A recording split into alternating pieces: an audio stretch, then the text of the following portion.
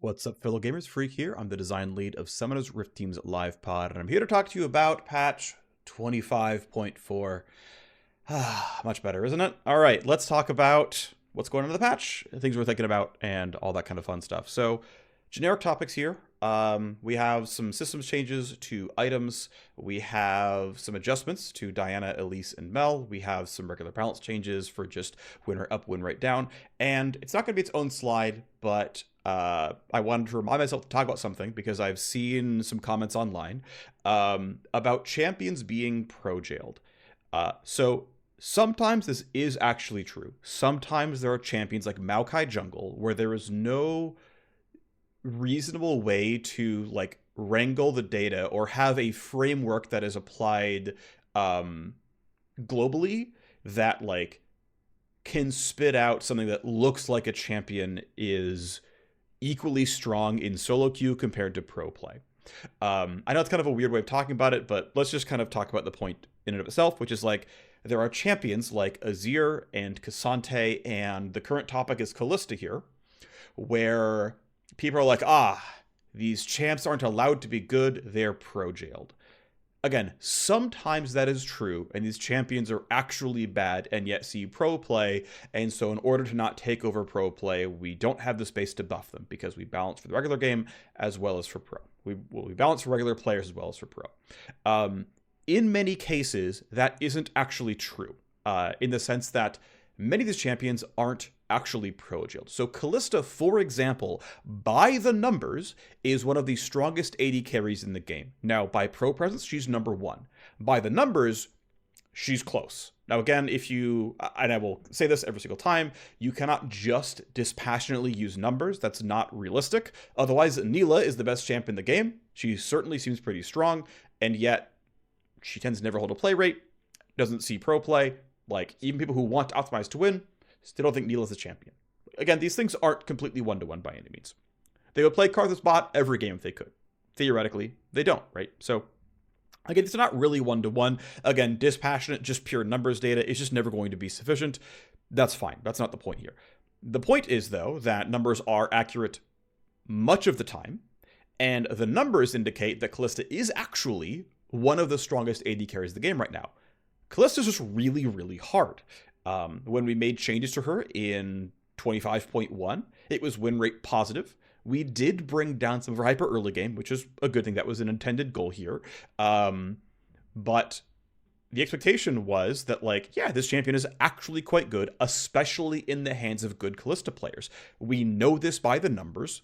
Comparing Callista to Draven or Ezreal or whatever, Callista looks really, really, really good by the numbers. But most people are bad at Callista, so when you measure most player bases, her win rate looks low. This does not mean Callista is bad. This does not mean Callista is pro-jailed. This means people are bad at Callista. And Callista does not have a Yasuo or Riven or Katarina level of player base where most players are mains. That's just not true. For example, Cassiopeia got nerfed just last patch in 0.3. Her top lane win rate went up for changes that were strictly win rate negative. She didn't change her item build. I didn't check super closely, but I don't believe she changed her like rune page in any meaningful way to gain a bunch of win rate. It's just a lot of new Callista, or a lot of new Cassiopeia players stopped playing Cassiopeia. That impact outweighed the impact of direct power down nerfs to the champion, and so her win rate in top lane went up. Lowering the ability power ratio on Q and Q and W are not power positive changes, but players leaving was. Another example of this is now not quite about pro-jail anymore, but I saw a recent post around how Mel's win rate was 47% and still had a high ban rate. What a bad champion. And this is, again, the problem with looking at genericized player-based data. There was a weird bug with recommended skill orders where on exactly this patch, on 25.3, for some reason, a recommended skill override came in that sent 40% of Mel players to max W second. It is not correct to max W second. Actually, I didn't even verify. Maybe it wasn't recommended runes somehow, and it was like, there was a big influencer video, and like half of all of Mel's player base decided they wanted to do that. I doubt that was going to be the case, but like, it was 95% QE max in 0.2, and then in 0.3, it was suddenly 55%, and 40% went QW. It happened, and her win rate went down 2%. And what's funny is you can compare Mel bot to Mel bot, no win rate change. Mel support to Mel support, no win rate change. Mel mid to Mel mid, minus 2% win rate. Why? Because 40% of players out of nowhere suddenly started maxing the wrong ability second and tanking win rate. You just cannot use generic win rate measurements. It's just not good enough. There are too many flaws without trying to do some deeper analysis or trying to use some kind of advanced data to reliably pull good information here. This is why Pro Jail can be fake and is, of course, still sometimes supported. And it's just why win rate data is faulty in a lot of cases, because there's just more going on than just looking at generic win rate data. That's just going to be true. One thing I actually wish public fan sites would do, because my understanding is mastery data is tied to the API. It's just there. I've seen plenty of players do big API polls and do like long form mastery analysis. I kind of wish stats websites who are like, yo, we only want to show you good players. Here's the one trick win rate. Here's like the Emerald Plus win rate. Here's the Korea Grandmaster win rate. And it's like, look, I have no problem with you like trying to slice data in cool ways. Good for you. I think it's wonderful. Might I suggest throw out low mastery games when comparing win rates? Why do we care what first time Azir's win rate is, or first time Kliss's win rate is, or heck, in current days, first time Mbessa or first time Mel win rate? Do we really care how good they are on your first game of the champion? Is that actually representative of how good the champion is? No? Then why is this data in all the data sets, right? And this is not like people are dumb or people are bad or whatever, but it's like, yo, this just isn't actually useful or indicative of how strong a champion actually is, right? Like, of course it isn't. Now, where should that line be? Yo, you can figure out on your own where you want to do, whatever you're doing with your source of data. But like, realize that this factor exists and is real, and is a large portion of any given champion's player base, and is like very clearly demonstrably very low win rate. So something that I think we should all think about some. And if there's anyone running one of these stats websites and wants to be like, that's a good idea. What if we cut out, masteries 1 through 3 or whatever, or, the first 5 games, like however it's brought to you on the API, like, why don't we start excising data that isn't relevant and serves to only make champions look weaker than they actually are just because they're difficult? Random idea. Why do I bring that up? Hey, let's move on to things that are actually going into the patch, though. So let's talk about the fact that we have several item changes coming in. So player sentiment is actually pretty strong that tank items are overpowered. What's interesting is there are certainly a lot of places where players are uninformed. However, something that I believe really strongly about game balance is perception is more important than reality.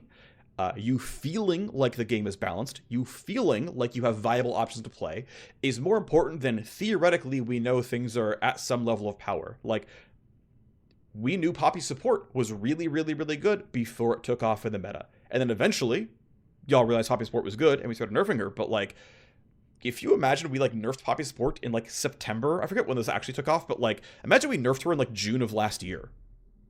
Y'all have been like, who's nerfing Poppy support? What game are you playing? We knew 8 months ago, but if you didn't, there's no point in nerfing it. So again, your perception matters. There's some cases we're going to be like, I don't care what your perception is, we're not doing this, but regardless.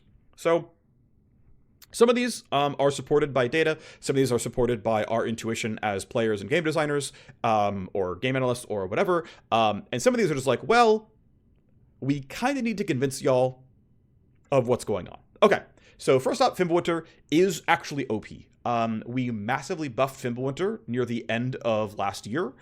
We also, if I recall correctly, chose to not nerf it when doing all the item nerfs from 14.19. So Fimbulwinter functionally got double buffed twice by the end of last year. Now, this item had like 2 users, and it was basically Skarner and, who's the other mana-hungry tank? I'm blanking, it doesn't matter. Tarek runs it, I know, for example. There's like another top laner bought this, it doesn't really matter. The point is, people finally know Fimbulwinter's good. Like, this item is earth-shatteringly strong, probably the strongest item in the game, and maybe not, but like incredibly, incredibly strong, to the point where like, oh, there's a Riley's Fimbulwinter build for Swain mid lane. And of course we'd seen Fimbulwinter Jace as well, like, yeah, and look, players are starting to realize Fimbulwinter is earth-shatteringly good. Great. What's interesting about Fimbulwinter, and this is this is kind of an ongoing discussion we're having like bits of at various points in time internally, is around item satisfaction versus actual item power level. So for example, Storm Surge continues to be, from data, not a very strong item, and yet incredibly satisfying to buy, and players buy it a lot, even if it seems to not be very good.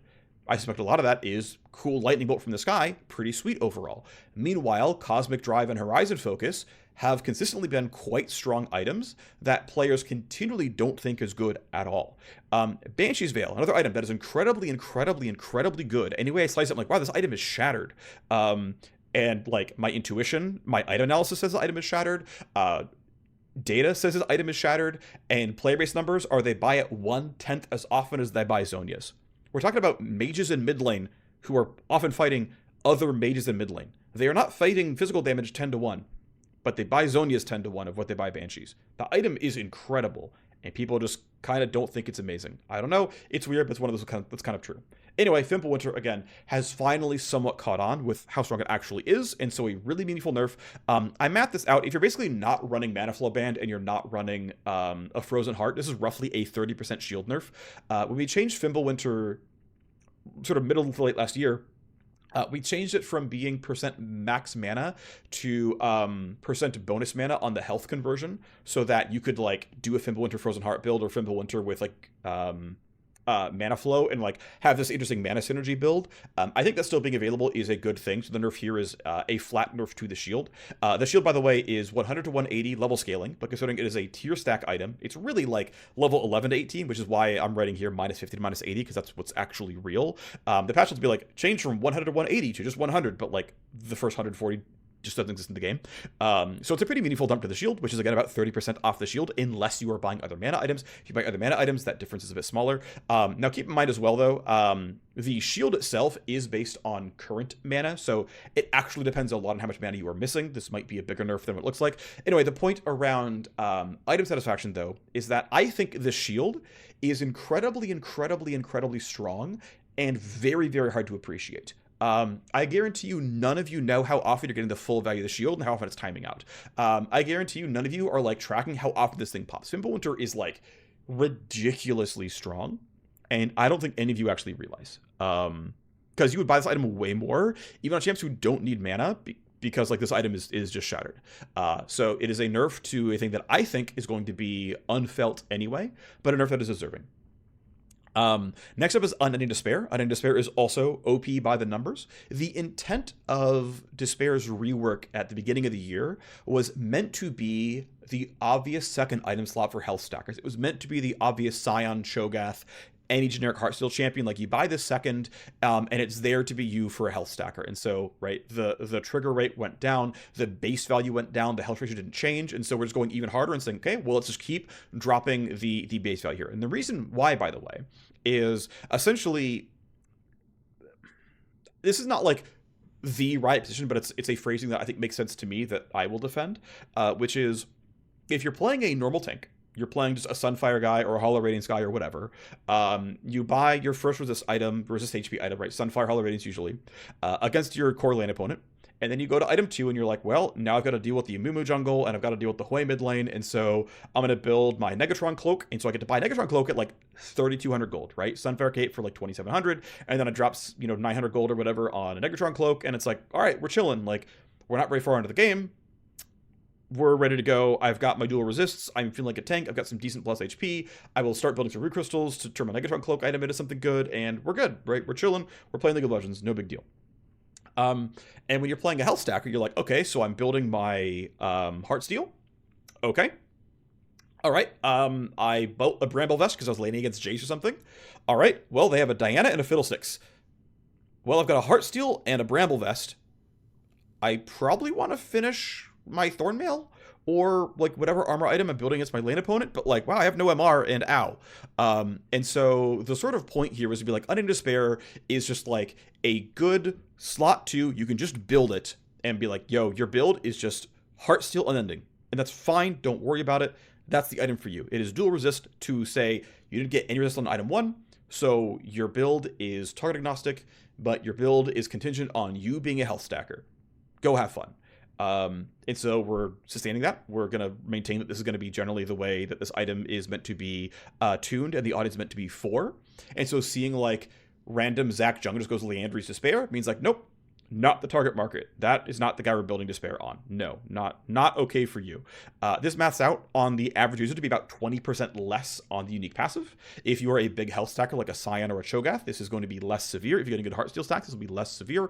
But if you're building like Leandry's Torment for a slot and you're going to go build, not a lot of health items afterwards, this is clearly going to be worse for you.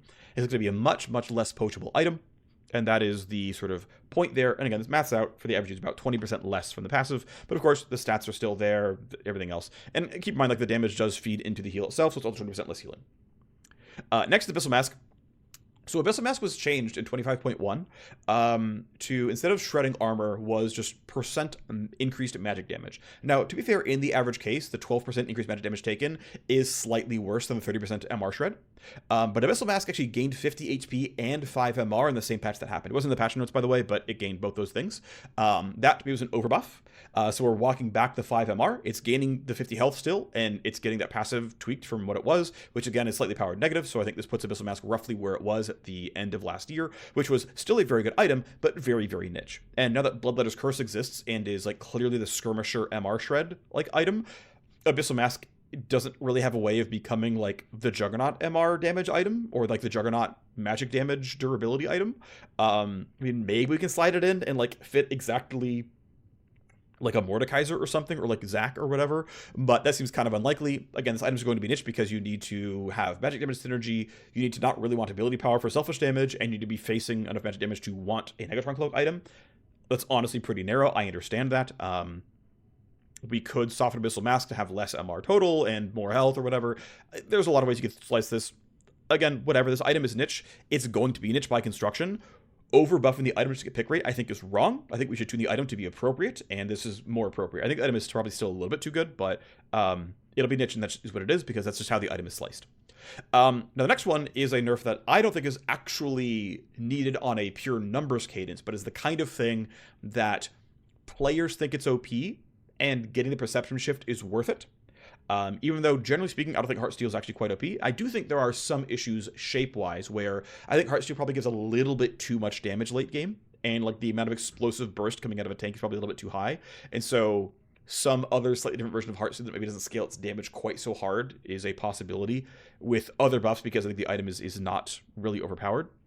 But this is basically like, hey, here are some changes that players will read and be like, wow, they're nerfing the tank items. Good job, Riot. We were looking for this. And so I think a CL, a changeless without Heartsteel on it, players would be like, but you didn't nerf the thing. You didn't actually nerf tanks. We've been complaining that tanks are overpowered. And so, again, we are very happy to rebuff tank champions.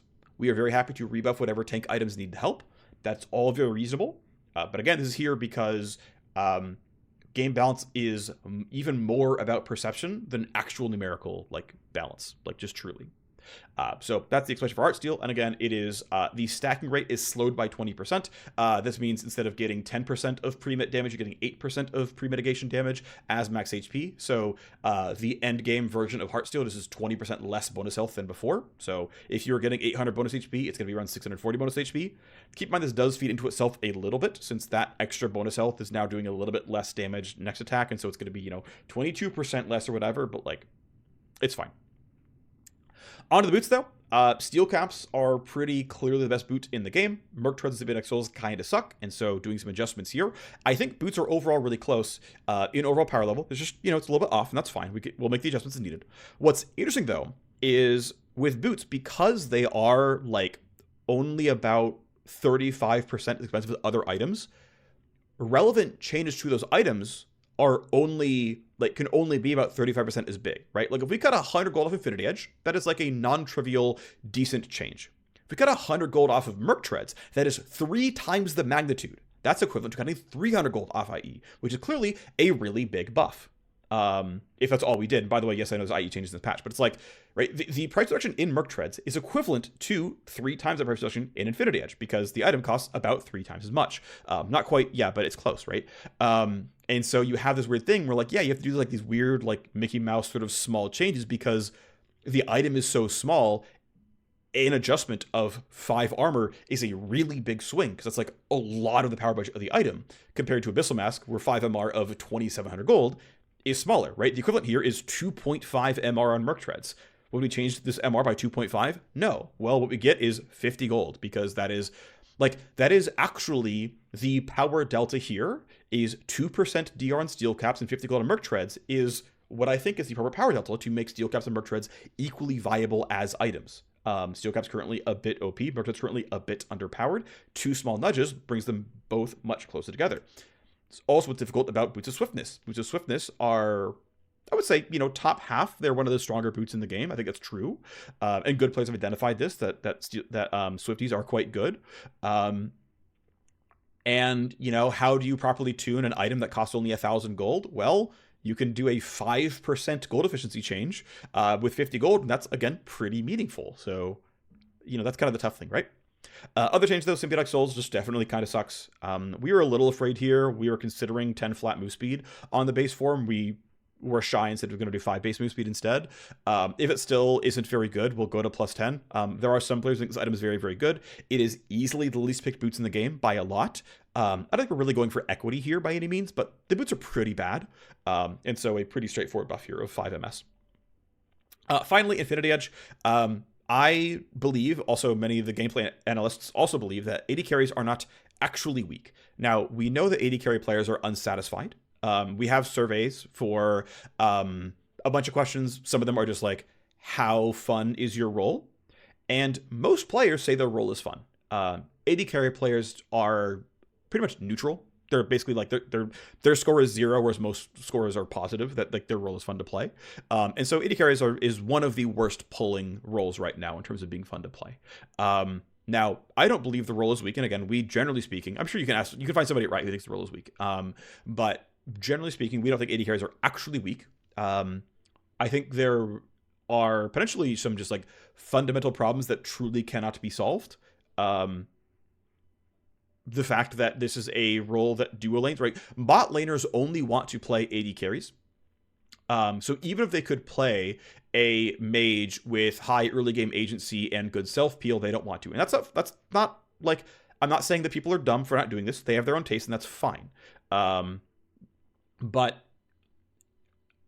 like, it's a role that innately shares lane with another champion, and then innately has to be lower level than other champions in the game as well. And innately, the bottom lane can't just take over the entire game. Like, I don't think AD carry plus support should be equal to like mid lane plus top lane. Like, that is totally unreasonable. Does that mean we have to make supports weaker to like give more room for AD carry for the health of the entire game? That's a tough call to make. It's one we could make, but like, we gave AD carries agency by nerfing supports. Because again, this has to be 0 sum, right? Like, at the end of the day, full agency has to be 0 sum. Regardless, is something going to happen? Don't know what it's going to be. Don't know if it's going to be when or what's going on. But hey, at the very least, again, I don't think the role is weak. I think if you're having a bad time playing AD carry, my general opinion is skill issue. Like, I just think that's accurate. Again, people are saying that they're not having fun, and I'm not going to disagree that they're not having fun. But I don't think the role is weak. I think there are maybe some structural problems, but it's not power. It's not just give them a bunch of damage or whatever. I don't think that's not the solution, because that comes at the cost of other things. Anyway, the adjustment here is simply letting builds come online a bit sooner. I think this is very, very, very lightly power positive. It's worth noting that the price tag of 5 AD is 175 gold, but keep in mind that every legendary in the game is more than 100% gold efficient, and so anytime you take an item and you shrink price and stats equally, you're making the item more efficient, because now, right, if IE has like 800 gold of stats more than price, and you shrink the item by 300 gold of stats, 300 gold of price, it's still plus 800, but it's 800 over a smaller denominator, right? And so you actually have to shrink things stat-wise slightly more than shrink them price-wise for any legendary in the game. That's just flat out true. That's just how the game is tuned. That is how the systems work. That's just how this is. And so this is meant to be relatively power neutral, but also allow AD carries to live out their champ fantasy a little bit easier, even if their max power build is not quite as good, even if their power spikes aren't necessarily quite as strong. Actually getting to buy 3 items is a good thing. And of course, we're at like the very limit of what we can do with pickaxe and BF sword without breaking the items down. Maybe that's supposed to be done at some point. I couldn't tell you for sure, but regardless, That's the change. Alrighty, on to champion adjustments. We have 3 here. We have Mel, we have Diana, and Elise. So Mel, we understand, is highly frustrating. She is retaining a very, very high ban rate, higher than we were willing to support, right? It's not really decaying here, and so the primary goal here is increase counterplay, reduce frustration of the champion, without taking too much power out. So there are compensation buffs here, right? So hey, the Q speed is down by 10%, the range is down by 5%. It's worth noting that there are actually several abilities in the game that are only missable. They are not dodgeable. If we told Cassiopeia bot to perfectly aim Q, you could not dodge Cassiopeia Q. Cassiopeia Q is actually faster than Mel Q. But keep in mind, like, Mel Q has like 200 more range than Cassio Q, and so Mel Q is undodgeable at a greater distance than Cassio Q is undodgeable. But to be clear, Cassio Q is literally undodgeable. That's a fact. Doesn't mean Cassiopeia is like an unacceptable champion. That's an aberration or whatever, but it's like worth noting that like there are plenty of undodgeable spells in the game, and that's just how the game is. Still though, we can bring this down. We can leave more room for Mel players to miss, right? They have to predict with greater accuracy farther into the future because the spell is going to be slower and it will miss more often. That is a good thing. W duration, the duration through which she's invulnerable and can reflect, is down by 25%. So it's going to require much tighter timing, be a little bit harder of a champion to play. E root is being nerfed by a half second at rank 1. It's her current second max, and so that's going to be felt until champ level 13. Of course, with the rank up going up as well and the AP ratio going up a little bit as well, there is a chance Mel players switch over to E max first. For what it's worth, even if they do that, at least E is incredibly dodgeable, so the guaranteed poke is going to be much, much worse. I mean, we'll see if that happens. If it's the case, we can always do some other retuning as needed to put stuff in the right place. Not a huge deal. And the R active damage per passive stack is going up by, 40% functionally, right? From 2.5% to 3.5%. From 2.5 to 3.5%. So there are some real damage buffs here, right? She's going to be doing more late game damage. It's a champion who has tended to fall off, and so giving her more late game damage allows her to be less of somewhat a lane bully. And it's like, well, here's worse early root, here's worse Q straight up, here's worse defensive tools. Definitely more room to beat her up in lane. She gets compensated some late game damage because they're looking for a flatter power curve, which is very reasonable to me. I'm predicting, by the way, there's going to be a bit under 1% win rate loss. I mean, we'll see what happens like for real, but yeah, I think, again, my guess is light nerf here. I think also, to be fair, Mel can sustain a light nerf here and be balanced, and so a mix of losing some power and ideally having a frustration adjustment should be really good for the game. Diana is currently doing too well in the jungle and not well at all in mid lane. So pretty simple stuff here. It's just simply flat damage increase here on the Q and the W. This is meant to very lightly nudge her toward being able to build AP Bruiser, Rocket Belt type stuff instead of like Storm Surge, like Lichbane, Shadow Flame, there we go, type builds. It's a very, very light nudge, right? It's not like suddenly her builds are different. Like, that's not what this really point is, but it's like, oh, actually, this feels like she's a little bit too AP skewed, so let's make sure haste and just getting second rotation through durability or ability haste like feels a little bit better. And so that's why this is the choice of tactic and not like AP ratio, right? Is to try to go for a little bit more equity and build overall. Then also understanding that Diana jungle is simply doing too well. She has skyrocketed in pick and ban rate. She's maybe the #1 jungler now, at least for solo queue, dropping her jungle mod by a decent amount from 3x to 2.25x.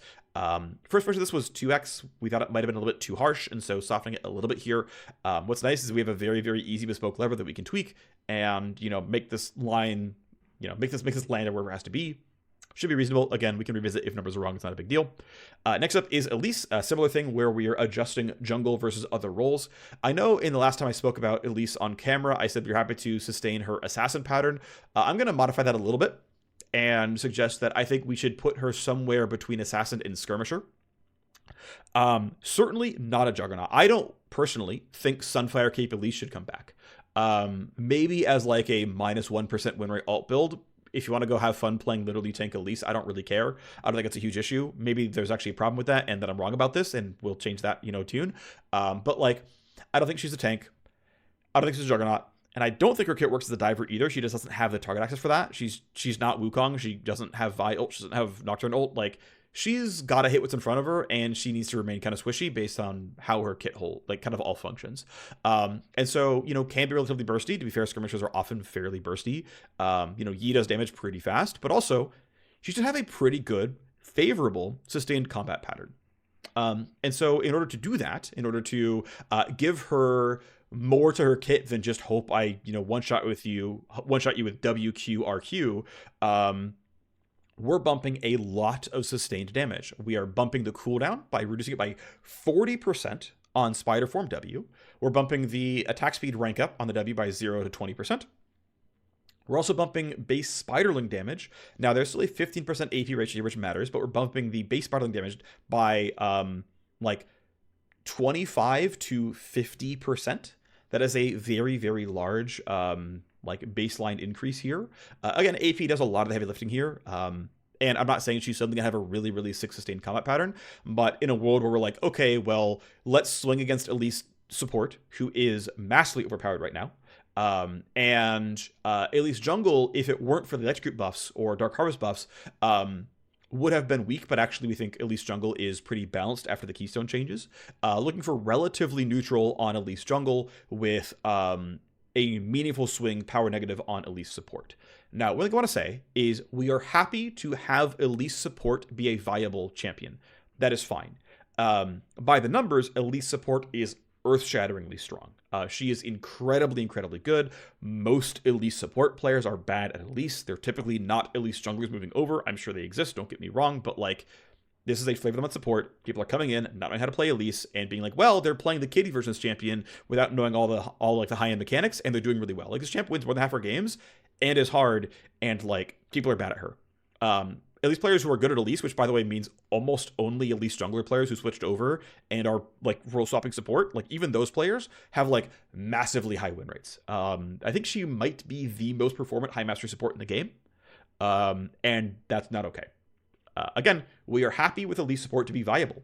In fact, I think we're generally happy to let her be a little bit OP while players are still learning this champion, and put her, win rate somewhere where it feels fair to fight against her. And then as your average support player gets better at Elise, slowly trickle down some power. I think it's actually a very reasonable approach. I'm fine if Elise support is a real champion.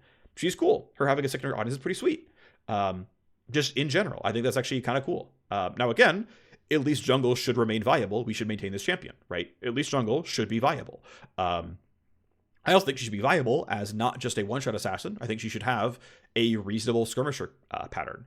If that means we need to keep changing around some Spiderling or Elise Spider auto attack or heal on hit damage, we can make those changes. That's fine. Happy to do it. Not a problem at all. But the point here is to be minus substantial win rate to Elise support, around 2%, neutral on Elise jungle, and a shift towards sustained combat. If we miss, we'll make other adjustments as needed, but that is the point here. All right, we have a slew of very easy buffs. Now we're on to the stuff where it's here's some win rate. We're going to try to be directionally good for the game, but otherwise, here's some win rate. So, Ashe buffs, we basically do not want to go back on the early level 1 to 3 nerfs we gave on Ashe, who was too good of an early laner. And so we're looking at generally mid-game damage for the champion here. So total AD ratio per auto on Q, up 1% at rank 1, up 5% at rank 5. So generally speaking, a mid-game damage buff. 10% bonus AD ratio bump on the W. By changing W to be bonus AD and not total AD, you can make this change easily and not immediately skyrocket early game damage, right? 15 bonus AD Ashe at level 1 with Doran's Blade and a Sat Shard. This is 1.5 damage. Not a big deal, but hey, you go onto your items, you start feeling okay about it. It's a decent bump here. So here's some damage on W, right? Here's damage on Q, here's damage on W. We think Hawkshot's already good enough. We think R, as a CC button's already good enough. Are we, by the way, also giving 50 flat damage to? I forget if we are also alleviating the condition where the AoE is half power on surrounding targets. It's not very much power, even if it is changed, but 50 flat damage on R I know is happening, and the other one is I'm not 100% sure. I have to double check. But regardless, that is in. Echo, pretty simple change. He did gain quite a bit from Electrocute and Dark Harvest changes from last patch. We think he can stay in a small buff here, and so we're aiming a bit under 1%. 10 flat damage on Q1, which we think is going to tend to be mid lane skewed, which is on purpose. Gangplank is overall doing not very well. We would like to continue to push him towards having a viable fighter build. This is not the patch where we're like trying to unwind a bunch of numbers and move him around. But it's like, well, let's do a simple change that lets you feel good about building a Trinity Force, which he does, regardless of build, but also allows him to like calm down and like not have to keep stacking crit at every opportunity because he'll have enough damage to like be a fighter or anything else. And so 0.5 AD growth, pretty simple change here. Again, this is not really doing a big kit shift or anything, but he needs some power. He can deserve some power. Here you go, buddy. Jace, a very small buff, just a minor oversight where when we bumped the global attack speed cap to 3.0, Jace W no longer put him at 3.0, and so we're bumping the attack speed on W from, I think it's like 300% to 360%, and so that puts him at the new cap. I know it was briefly 1,000%, which had a lethal tempo interaction. That is not going to be in the case anymore. Of course, 360 does make it a lethal tempo buff, but yeah, whatever. So WAS reaches the cap. Congratulations. Cool. Nautilus, pretty simple. Plus 15 damage on Q. Just simple early game lane bowling. Not much to say here. He's a bit better at early hook damage. Scion looks really bad. We're also nerfing his 2 core items in Heartsteel and Unending Despair. Obviously, this champion is deserving of buffs. 4 flat armor, 1.5 flat health per 5. Early game buffs for a champion who can now like be a bit tankier and start his own snowballing, since the snowballing from his items is going down, essentially, since his value of gold is going down, right, because the items are worse. He's got the tools to earn that gold, earn the passive attacks, things like that. But, really deserving of it. Even without the nerfs, this champion's kind of weak. And so we're trying to have these buffs overshoot the actual impact of the enemies themselves. If he needs more, we can do that. It's fine. That's a change there. Teemo probably should have been in the previous patch. We know it's actually a very, very strong lever here, this E lever. We've used it before, and it has really, really meaningful impact here on the champion. So a 20%, increase on the jungle mod is actually pretty meaningful here. Teemo jungle, yeah, we are willing to support as a viable jungler. He actually sustains a play rate. He has a real player base that enjoys Teemo jungle. It's not terrible for the game. We're happy to support it. Yay, Teemo jungle. And then it changed to Yasuo. Yasuo is, for the first time, losing his crit damage nerf. So for some context, and in fact, I've read his script. There is still a comment in the script on a pass that says, if we ever change IE, or like if we ever change crit damage away from 250% with Infinity Edge, don't worry, this will still work. And it's like, yep. Yasuo passive existed from back when base crit damage was 2x and IE was 2.5x, and the consideration at the time, my understanding, is that was going to be too much spiky damage too early, and so saying double crit chance but reduced crit damage, that crit is good but you're not doing like 800 damage autos on 2 items. That's an overstatement, but you get my point. So minus crit damage. Of course, we're at a point now where Yasuo sometimes skips crit damage pretty heavily. Now, to be clear, what people are actually mostly doing is things like IE and shield bow, and he does build crit pretty often. I think we were pretty far from going to PD first or doing like a Zeal IE build or something. I think, again, we're pretty far from that. But this is a champion we want to always feel comfortable building 2 crit items. We actually don't want him to have to build 3 or 4 or 5. Like, there is a reason his crit chance to bonus AD conversion is not hyper generous, because we want him to be like, I built my 2 crit items, I'm going to go buy a Guardian Angel, or I'm going to go buy Death Stance, or I'm going to go buy Ma, or I'm going to go buy whatever. That is intended, that is meant to be, yeah, Yasuo, you're a melee champion. You can go build fighter items now. Don't worry. You still crit 100% of the time. You have good attack speed. You have good attack damage. That's still good. You should feel good about longswords because you crit. And since his base crit damage is now 175, not, 200% from back in, 2014 or whatever. Okay, well, actually, minus 10% crit damage is still... Well, your autos are critting for 1.75. These are crit for 1.8, right? So this is reasonable. Now, I have seen some comments about crit items for melee champions. So we already have melee range modded shield bow, and indeed shield bow is a very, very common Yasuo item for this reason. We melee range modded it. It's quite good now. Weirdly, I tried to melee range mod Bloodthirster, and it broke the game. I haven't bothered to try to reinvestigate that. I don't know why it would be different, but for some reason, the way Bloodthirster hooked up, like, it crashes the game on load when I give a melee range mod to Bloodthirster, so I haven't reinvestigated that. But again, that's another item that I think is very reasonable to be like, it is only going to be so good on AD carries, but we can make it, X amount good on melee champions and let, Yasuo and stuff feel good about the item. I think it's very reasonable to do. I can investigate why it was being weird. Maybe we can re-add it. Not a huge problem to me. I don't mind that. But also, Yuntal Wild Arrows. Much, much harder to stack as a melee champion. I think it's probably reasonable to say that Yuntal, its cooldown refund on champion auto can be better. Its permanent crit chance per auto for melee champions can be better. I think that is reasonable. There's a chance we just make that change in 0.5. I don't know. We haven't planned the work, but I can discuss with the team tomorrow, and it might be like, yeah, this is worth doing. And it might be in 0.5. It's not going to be in 0.4. We're not going to stabilize the end of the branch. But we are certainly happy to facilitate this kind of stuff. If you have to compensation nerf Yasuo afterwards, that's fine. We can do that. It's not a big deal. But yeah, just want to kind of point out some thoughts around Yasuo and crit and him as a champion overall. We're also aware that Yone is not receiving this as well. We're happy to do an adjustment to Yone in 0.5 and be like, we gave you the same treatment. You can build crit more often. We nerfed some other random thing. Not against that. I think it's reasonable. Anyway, yeah, that's in the game. All right, on to simple nerfs. Not much to say here.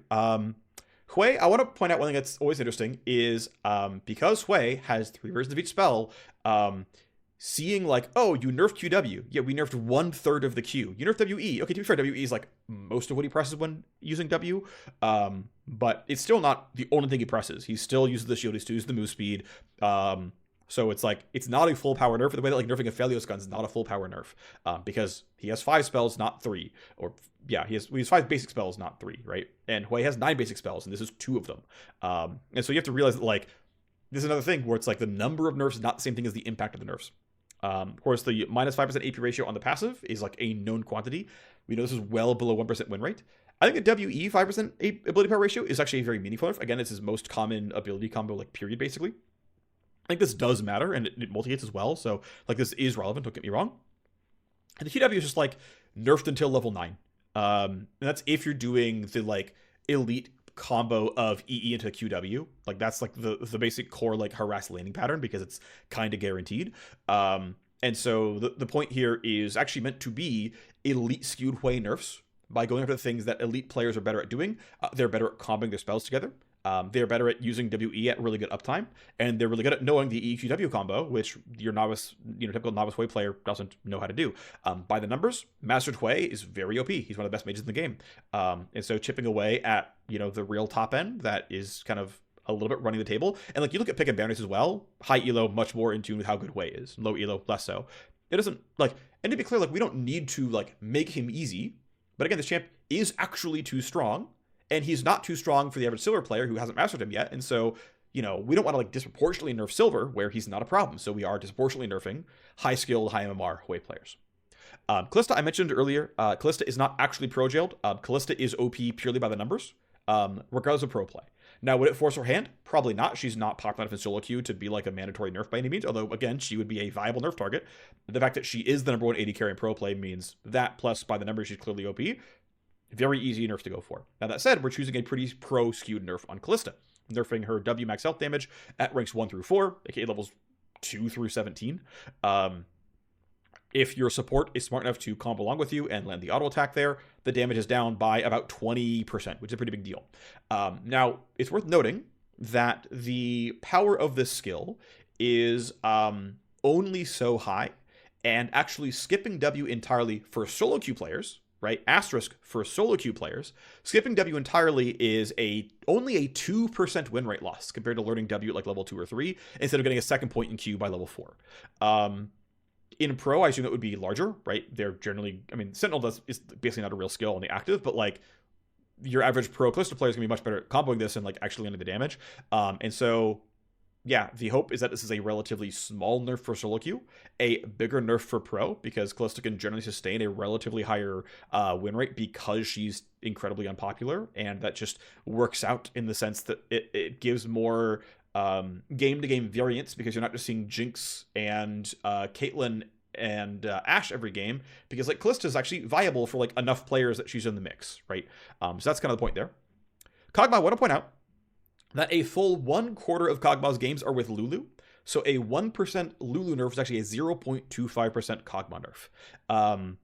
Just like numbers wise, that's really big. And like, if you look at like someone like Jinx or something, it's like 10% of Jinx's games. It's like much, much smaller. And so like most other champs are not going to see this kind of thing going on. And also keep in mind, like obviously Lulu can be someone's opponent as well. So that's going to do some like other stuff. But like Kog'Maw is the most tied to Lulu champion out there. And so kind of want to point out that like Kog'Maw does actually disproportionately receive Lulu nerfs as a Kog'Maw nerf, because it's above and beyond an abnormal like pairing for him. Anyway, Kog'Maw obviously is doing really well. He likes the rise of Lulu. He also likes the attack speed cap getting raised. Now, my opinion is when we can, and when it's reasonable, and I think today is like a reasonable time, we should keep what's already strong about the champion. So Kog'Maw is really, really good at right-clicking you, and his late-game high attack speed damage is really, really high. We should keep that. It's why Kog'Maw's cool. This champion has too much win rate, so we should pull win rate out of something. And in my opinion, we should pull win rate out of things that aren't the cool thing about Kog'Maw. We can peel out some Q damage. We can peel out a lot of Q damage. He doesn't really care. It's still win rate. It's random burst damage that kind of isn't needed. Because he doesn't care about being burst. He cares about having a really cool W that feels good to cast. And attack with. And so the point here is, the point is not to, nerf the problem. The problem is Kog'Maw has a good tool that he wants to use really well. Great. He should have that. Generally speaking, right, broad strokes, there are times where you want to go the other way because, it's too overbearing or it's too much of the power budget, right? In a world where, the kit is actually well-rounded and you want each part to shine, sure. This is not one of these where I don't think Kog'Maw's Q or E are very cool abilities, and they don't need to carry much power budget. They just don't. It's not that important. So, here you go. Kog'Maw W gets to remain full power, attack speed, full power. Here is a decent amount of damage off the spell to make some trading worse, to make some mid-game, burst damage worse. I mean, this thing has 290 base damage. That's a lot of base damage. That's a very, very strong spell. It already shreds armor and MR. It already gives him up to 30% bonus attack speed. It's already his best second max by a lot over E, so it's not like we're close there either. We can just take damage off, and it's just kind of free. That's basically the logic there. Lulu is getting a flat 5% attack speed nerf on the W, is getting a flat 1 second increase in the W cooldown, and since her most common skill order max is max E, even if you're doing 3 points E into something else, it's -5 off both the shield and the damage of every rank off of E, right? So 0 to 20 at rank 5. Goal here is about 1% win rate, maybe a little bit north of that. Should be reasonable, should work okay here. That's the nerf. Twitch. Twitch by the numbers is a little bit OP. Doesn't mean he's actually overpowered by a large amount here, but he definitely has a bugged interaction with Axiom Arcanist. There's actually a discussion thread that we spoke over earlier the week internally, and this is not a unanimous opinion, but ultimately I'm in a position to make the call, and so it was relatively again, it's not a democracy, right? Individual designers are empowered with their own agency. Leads are empowered with the ability to veto. If someone needs to make a call, it's going to be, a lead. And basically the two avenues for Twitch were, the three avenues were leave it as is, which I think is not reasonable at all. Axiom Arcanist does not work with his R at all, which was not where my vote was, but where some people thought because it's just an auto attack buff. Or Twitch R works with Axiom Arcanist and is treated as an AoE ability, which is what I thought. And we needed basically to make a call. They're like, David, what should we do? And I'm like, we should make it AoE.